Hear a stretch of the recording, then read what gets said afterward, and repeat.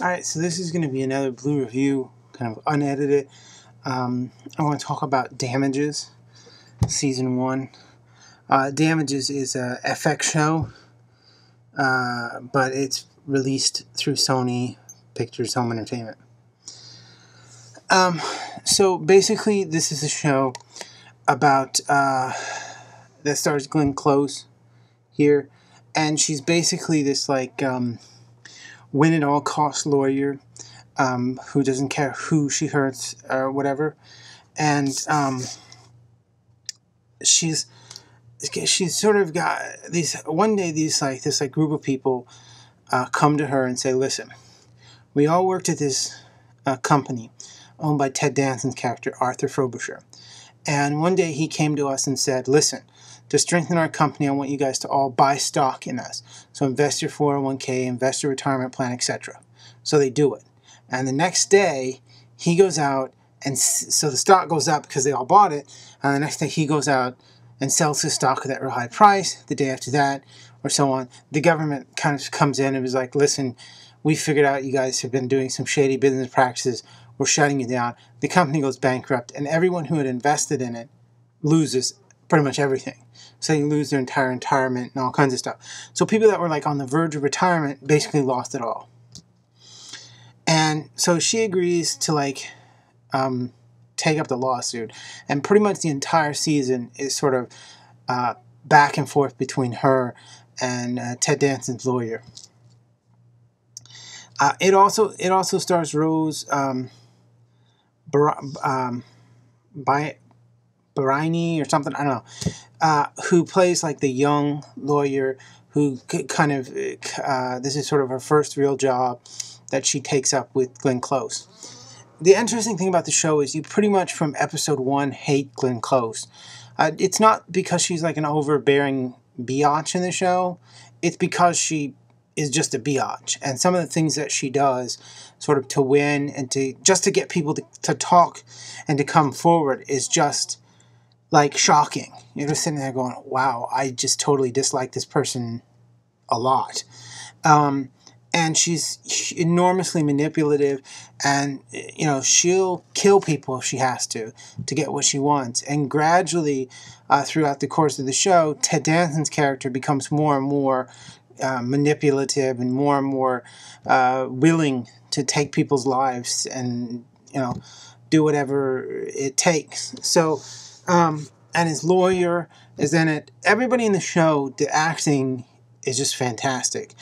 Tate Donovan plays Glenn Close's sort of, he's a lawyer in her company, but he's also kind of like her assistant. And he's just kind of whiny. He's not really whiny, but he's this sort of like jellyfish backbone type character. He just basically does whatever the hell she tells him. She's like manipulative of her son and of her marriage, and basically she just wants everybody to follow her whim. And Glenn Close just plays that character to perfection. And the only character in the entire piece that you like is the actress Rose Byron, let's say Byron, whatever, who plays this character called Ellen, who basically goes from being this like naive kind of first job kind of person to really, by the end of the series, kind of like waking up and seeing really what the world of law is. What's really interesting about this entire show is that none of it takes place inside a courtroom. And you don't ever see inside a courtroom, ever. They're in like a judge's office, they're in some halls and stuff in a courthouse and on the steps, but you never go into a courtroom. In 13 episodes, you never go into a courtroom. And it's not even about the law. Because the law kind of takes a backseat to the antics and things that are going on in their lives, it sort of serves as this kind of metaphor, like none of the characters really care about the law. They only care about winning. And winning at it doesn't matter what the cost. Somebody has to die. It doesn't matter if they destroy someone's life. It doesn't matter. As long as they win, as long as they get the settlement. And it's an interesting show. You don't like anyone in the show, except for Alan Parsons. And really, you're kind of like, there's this, like, how could you be so stupid kind of mentality.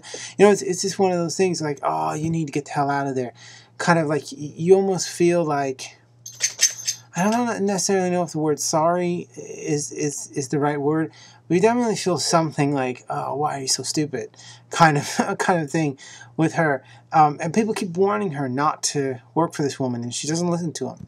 And as a result, a lot of really bad stuff happens to her and to the people that she cares about. So it's a really, really fascinating, really engrossing story. I don't think it's quite as addictive as some of the other kind of television series I've been watching, but it's definitely one of those shows that I watched all 13 episodes in like 2 days.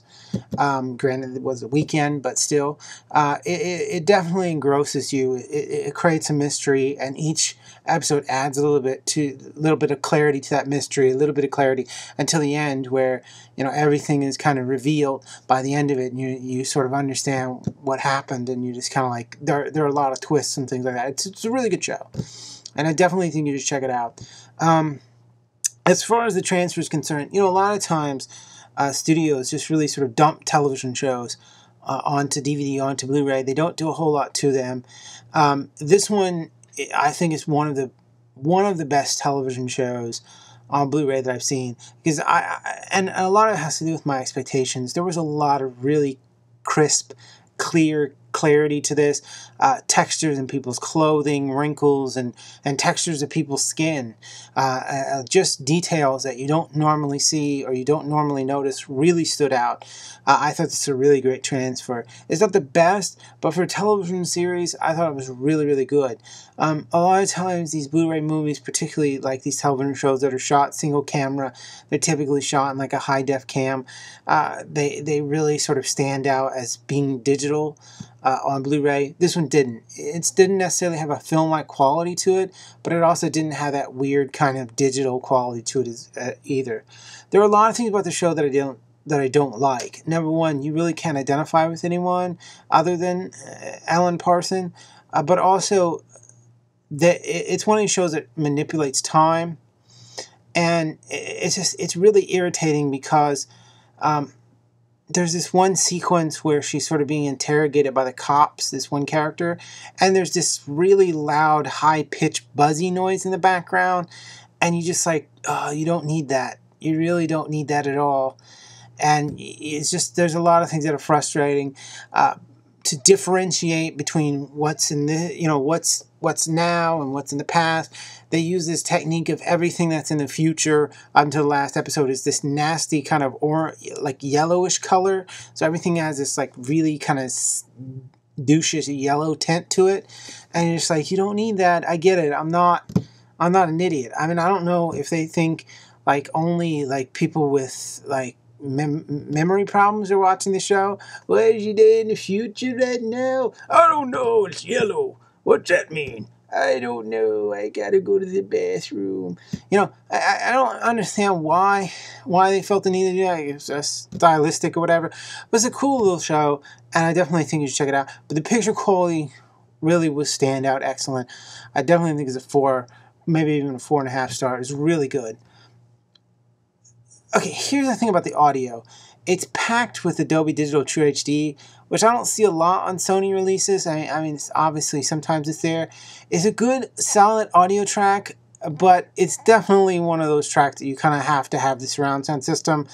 If you try and cram everything, I mean, it's made to be 5.1, and when you try and cram it into your 2.0 stereos that's normally on your television, it just doesn't work. The people sometimes are speaking like this, and the music is really loud in the background, and you're trying to distinguish like what are they saying versus what are they, the music, and you're trying like, and it took like a little while to get to adjust my ears to it, so I had to have the subtitles on for a little while. But I think it would definitely be a lot easier if you just had the surround sound on. But whatever. It's a good show, and yeah, it's a good picture quality. It definitely does. Until next time, which I don't know what I'll be reviewing. I want to do the Friday the 13th movie, so that might be coming up. It might be South Park. It might be fucking, Maid of Honor. I don't know. But until next time, peace.